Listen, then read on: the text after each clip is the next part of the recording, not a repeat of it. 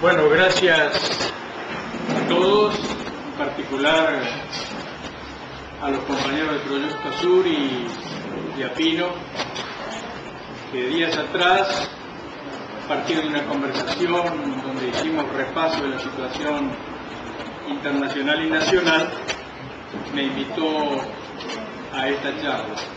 Estaba seguro de que vendría a un escenario distante de cualquier concepción académica, pero al llegar y verlos, todavía me queda más claro, más sensiblemente claro, que estoy en un lugar militante. Yo siempre hablo igual, pero de todas maneras hablo con más gusto, digo lo mismo en cualquier escenario, pero hablo con más gusto ante un escenario como este. Lo que voy a hacer es intentar resumir un panorama general, internacional y regional, para luego decir dos palabras sobre Argentina y así, sumado a lo dicho por Pino, poder entablar un intercambio de opiniones. Déjenme comenzar por la idea que me parece que está, como mínimo, poco clara respecto de qué está ocurriendo en el mundo. Ha habido, desde luego, en el último periodo, una conducta deliberada para desdibujar y confundir la naturaleza de la crisis que tenemos. Pero además de esa intencionalidad vehiculizada por todos los medios de incomunicación, además, hay un problema de interpretación, porque el pensamiento económico, científico, ha sido abandonado desde hace muchos años, muchísimos años, a tal punto que, dicho con toda humildad y con todo respeto por las organizaciones que se reclaman revolucionarias, en mi opinión, prácticamente no existe pensamiento económico, político, científico, incluso en las organizaciones de la izquierda. Y por eso no se previó lo que venía, por eso no se entendió lo que llegó, y por eso no se sabe qué hacer una vez que la cosa llegó. Nosotros partimos de algo que sí es compartido por lo menos en la enunciación, por buena parte de las izquierdas. En el mundo, en el mes de septiembre del año pasado, detonó una crisis estructural del sistema capitalista. No se trata de una crisis financiera. Primero nos dijeron que era una crisis inmobiliaria.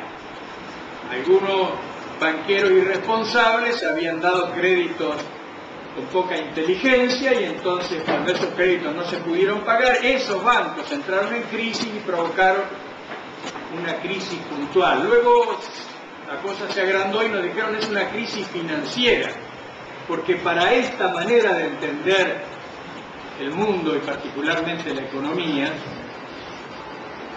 se dividiría en dos cosas, en las finanzas y lo que ellos llaman la economía real.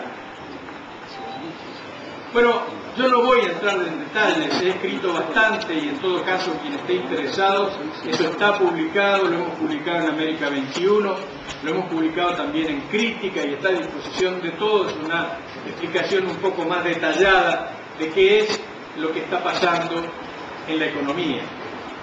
Pero sí déjenme decirles que lo que estalla en septiembre del año pasado es una crisis estructural iniciada en los años 70 del siglo anterior. Una crisis muy profunda que repite el ciclo ya presentado dos veces en los 60, 70 años anteriores y que dieron lugar a la Primera Guerra Mundial y a la Segunda Guerra Mundial, y que se reaparece como crisis estructural en los años 70 Y en los años 70 también aparece la respuesta del imperialismo a esa crisis. No lo decimos ahora. Nosotros fundamos una revista teórica marxista en el año 1991, cuando se caía la Unión Soviética.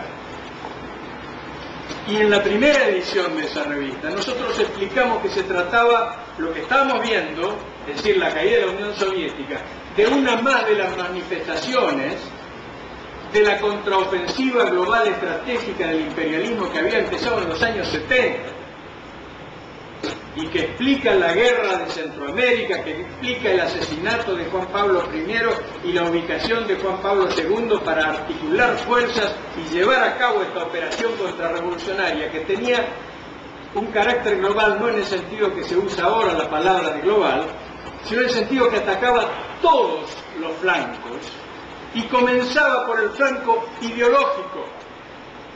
Y me importa subrayar eso porque a nosotros en esos años nos derrotaron en todos los aspectos. Pero la derrota que verdaderamente valió y la que todavía no hemos conseguido recuperar es la derrota ideológica. El imperialismo nos ganó porque consiguió mostrarle al mundo que socialismo era aquello que existía en la Unión Soviética. Y aquello ustedes saben. En primer lugar, no sé si lo compartimos, pero yo estoy seguro de que aquello no era socialismo. No era capitalismo. Y por eso, en muchísimos sentidos, era infinitamente mejor que el capitalismo. Pero no era socialismo y por eso no podía dar cuestiones fundamentales que el socialismo le ofrece a la humanidad, razón por la cual se derrumbó no solamente sin que nadie lo defendiera, sino con la colaboración de las masas para derrumbarlo. La no comprensión de lo que estaba ocurriendo en ese momento también afectó duramente a la izquierda y desde entonces hasta ahora nosotros hemos dado una y otra vez movimientos errados en términos de estrategia y por lo mismo movimientos cerrados en términos de táctica. Pero como el capitalismo ganó en todos los terrenos, incluso nos convenció, digo, a 6.000 millones de habitantes en el planeta, con excepción de algunos, de muy pocos, nos convenció de que el único futuro era el capitalismo y que solo se trataba de reformar ese sistema. Y como nos había vencido en todos los terrenos, hubo espacio económico para que el capitalismo creciera, diera incluso extraordinarias conquistas a la humanidad en este periodo, como es, por ejemplo, la telemática, la cibernética, y consiguiera confundir y adormecer las conciencias de prácticamente todo el mundo, incluido toda la izquierda. Digo, naturalmente con las excepciones del caso, pero son excepciones que confirman la regla. Bueno, pues todo eso es lo que terminó. No es una crisis financiera, no es una crisis bancaria, no es una crisis bursátil, es una crisis del sistema como tal y no tiene vuelta atrás. No hay vuelta atrás en esta situación. Ahora hay alternativas y entonces la batalla está planteada como posible. Esta situación se esbozó, por ejemplo, en el año 1997 y luego en el 2001-2002 a nivel mundial, pero no había nada que se contrapusiera al sistema y el sistema podía recuperarse de nuevo. ¿Sobre la base de qué?